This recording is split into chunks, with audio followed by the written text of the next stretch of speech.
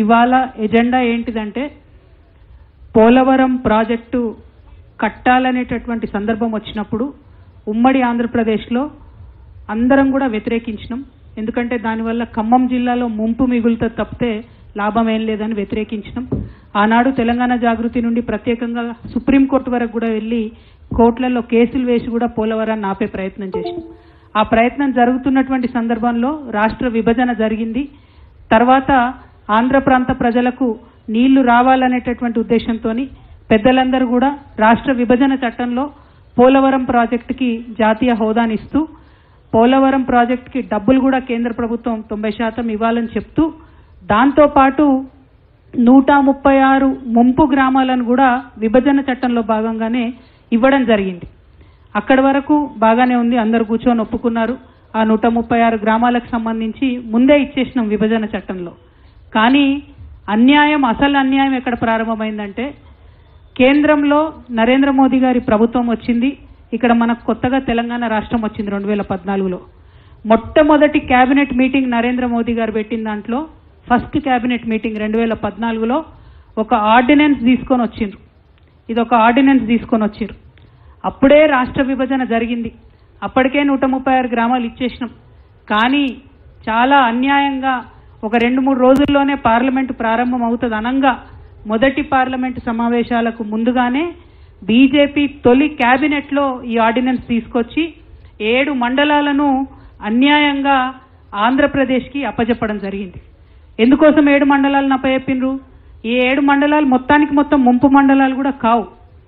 ఈ 7 మండలాలతో పాటు 460 మెగావాట్ల మన లోవర్ సీలేరు పవర్ ప్రాజెక్టును కూడా ఆనాడు అన్యాయంగా ఆంధ్రప్రదేశ్కి అప్పచెప్పడం జరిగింది. అదంతా కూడా విభజన చట్టం స్ఫూర్తికి వ్యతిరేకంగా కేవలం ఆనాడు ఎన్డీఏలో చంద్రబాబు నాయుడు గారు అలయన్స్ పార్ట్నర్గా ఉన్నారు కాబట్టి బ్యాక్ డోర్ పాలిటిక్స్ చేసి ఆనాడు అన్యాయంగా ఈ ఆర్డినెన్స్ తీసుకురావడం జరిగింది. మేము 2014లో అప్పుడే గెలిచి ఎంపీలుగా అక్కడికి వెళ్ళి మొట్టమొదటిసారి పార్లమెంట్లో మేము గలం విప్పి మాట్లాడింది కూడా ఈ 7 మండలాలను కలపడం అన్యాయము, ఇది ఖచ్చితంగా వెనక్కి తీసుకోవాలి, ఇది ప్రజాస్వామ్య స్ఫూర్తికి వ్యతిరేకము, రాజ్యాంగంలో ఉన్న ఆర్టికల్ 3కి వ్యతిరేకము, పార్లమెంట్లో చర్చ జరగకుండా ఒక రాష్ట్రం యొక్క సరిహద్దులను ఎట్లా మారుస్తారని చెప్పి చాలా తీవ్రంగా కొట్లాడే ప్రయత్నం చేసినాం. కానీ ఆనాడు కూడా వాళ్ళకు మెజారిటీ ఉండే, వాళ్ళ మాటనే చెల్లుబాటు అయింది. మన 7 మండలాలు ఆంధ్రాలో కలపడం జరిగింది. ఆ తర్వాత కేసీఆర్ గారు వెంటనే బంద్కు పిలిపించిండ్రు. రాష్ట్ర వ్యాప్తంగా ముఖ్యమంత్రిగా ఉండి ఆయన బంద్కు పిలిపించిండ్రు దీనికి వ్యతిరేకంగా. అయినా కేంద్రానికి కనీసం చీమగుట్టినట్టు కూడా లేదు. ఆ తర్వాత అనేక విధాలుగా భద్రాచల ప్రాంతాన్ని డెవలప్ చేయాలని ప్రయత్నం చేసినాం. అన్నిటికన్నా పెద్ద సమస్య ఇప్పుడు ఈ 5 గ్రామాల నుండి వచ్చినటువంటి సోదరులు జే సంపత్ గారు భద్రాద్రి డెవలప్మెంట్ ఫోరము, భీమ్రావు రామ్జీ గారు భద్రాచలం తెలంగాణ జాగృతి అసెంబ్లీ కన్వీనర్ గారు, డి బాలకృష్ణ గారు 5 గ్రామ పంచాయతీల సాధన సమితి, ఏ సత్యనారాయణ గారు గుండాల నుండి వచ్చినటువంటి లాయర్ గారు, గొల్లపల్లి శివ గారు 5 గ్రామాల సాధన సమితి, రాసాల నర్సయ్య గారు 5 గ్రామ పంచాయతీల సాధన సమితి. ఈ మిత్రులందరికీ ప్రత్యేకంగా వందనాలు తెలియజేస్తున్నా. ఎందుకంటే కేసీఆర్ గారు ప్రయత్నం బాగా చేసిండ్రు.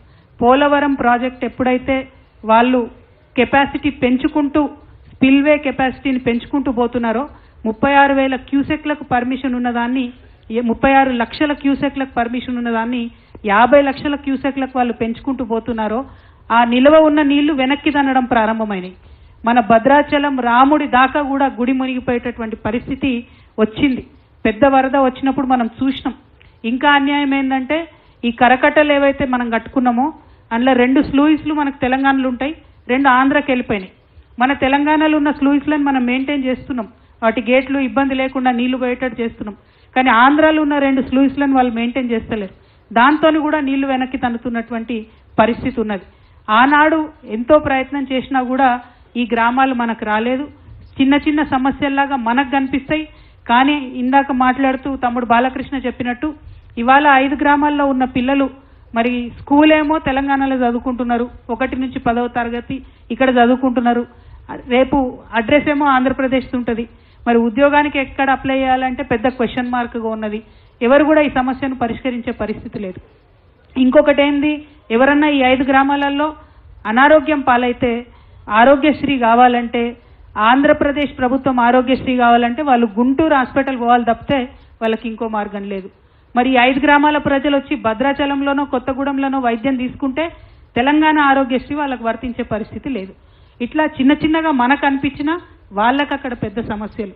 ఒక్క అంబులెన్స్ రావాలి అంటే 80 కిలోమీటర్ల దూరం కూనవరం నుంచి మరి ఇక్కడికి వచ్చేటటువంటి పరిస్థితి ఉంది తప్పితే వాళ్ళకు డైరెక్ట్గా తెలంగాణ అంబులెన్స్ కూడా అందేటటువంటి పరిస్థితి లేదు. ఇవన్నీ కూడా మానవీయ కోణంలో ఆలోచించి పరిష్కారం చేయాల్సినటువంటి సమస్యలు. వీటి కోసం పదే పదే ప్రయత్నం చేసినా కూడా జటిలమైపోయి పరిష్కారం కాకుండా ఉన్నటువంటి సమస్యలు.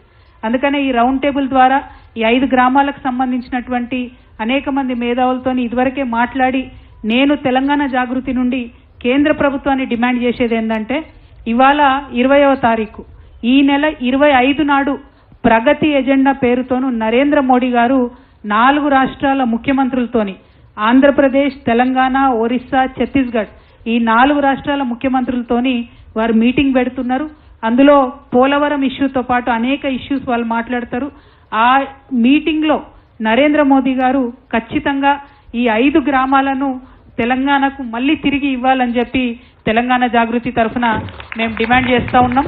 ఎందుకంటే 10 ఏళ్లలో ఎంత ప్రయత్నం చేసినా ఈ సమస్యలు పరిష్కారం కాలేదు. కాబట్టి ఈ సమస్య శాశ్వత పరిష్కారం కావాలంటే పురుషోత్తపట్టణం, గుండాల, ఎటపాక, కన్నాయిగూడెం, పిచ్చుకలపాడు ఈ 5 గ్రామాలు మళ్ళా తెలంగాణకి ఇవ్వాలని చెప్పి నేను కేంద్ర ప్రభుత్వాన్ని డిమాండ్ చేస్తూ ఉన్నాను. మరి 25వ తారీఖు జరిగేటటువంటి ఈ ప్రగతి ఎజెండా మీటింగ్కి వెళ్ళేటటువంటి మన తెలంగాణ రాష్ట్ర ముఖ్యమంత్రి రేవంత్ రెడ్డి గారిని కూడా మేము విజ్ఞప్తి చేస్తూ ఉన్నాం. ఈ 5 గ్రామాల ప్రజలు చాలా ఇబ్బంది పడుతున్నారు. కాబట్టి తెలంగాణ రాష్ట్ర ముఖ్యమంత్రిగా మీరు ఈ 5 గ్రామాలను వెనక్కి తీసుకొచ్చే విధంగా కేంద్ర ప్రభుత్వం మీద ఒత్తిడి తీసుకురావాలని చెప్పి నేను ముఖ్యమంత్రి గారిని డిమాండ్ చేస్తూ ఉన్నాను. అదేవిధంగా మరి ఇప్పుడు కరకట్టలు ఏవైతే ఉన్నాయో నిన్న కూడా మేము మళ్ళీ ఒకసారి కూర్చొని ఇంజనీర్ల పరిధిలో ఆలోచన చేయడం జరిగింది. ఈ కరకట్టలు ఇప్పుడు ఉన్నటువంటి వాటిని 1 కొంచెం ఎత్తు పెంచుకోవాలి, 2 ఆల్మోస్ట్ దుమ్ముగూడెం ఆనకట్ట వరకు కూడా పెంచాల్సినటువంటి అవసరం ఉన్నది. అట్లా పెంచితేనే ఈ 5 గ్రామాల ప్రజలకు ఫ్యూచర్లో కూడా రక్షణ ఉంటుంది. లేకపోతే ఏ ఒక్క సంవత్సరం అన్నా వరద ఎక్కువ వచ్చినట్టయితే డైరెక్ట్గా ఈ గ్రామాల రెవెన్యూలన్నీ కూడా భూములన్నీ కూడా మునిగిపోయేటటువంటి పరిస్థితి ఉంది. కాబట్టి దీని మీద కూడా రాష్ట్ర ప్రభుత్వం చాలా సీరియస్గా ఆలోచన చేయాలని చెప్పి నేను కోరుతా ఉన్నాను. మీ అందరికీ తెలుసు తెలంగాణ ఉద్యమ సమయంలో కూడా కేసీఆర్ గారు ఆదివాసీ గిరిజనుల యొక్క సమస్యలను పరిష్కరించాలని చెప్పి భద్రాచలంలోనే ఒక చాలా పెద్ద మీటింగ్ పెట్టడం జరిగింది. ఆ మీటింగ్ పెట్టినప్పుడు ఆనాడు శిబు సురేన్ గారని వారు కూడా పెద్ద మనిషి, జార్ఖండ్ కోసం పోరాటం చేసినటువంటి, జార్ఖండ్ రాష్ట్ర సాధన కోసం పోరాటం చేసినటువంటి వ్యక్తి, వారు కూడా రావడం జరిగింది. మరి ఆ తర్వాత అనేక సార్లు పోరాటం చేసినాం. తెలంగాణ ఉద్యమంలో భద్రాచలం నుండి గిరిజనులు, పెద్ద ఎత్తున ఆదివాసీలు అందరూ కూడా భాగస్వామ్యం అయినాం కాబట్టే ఇవాళ రాష్ట్రం సాధించుకున్నాం.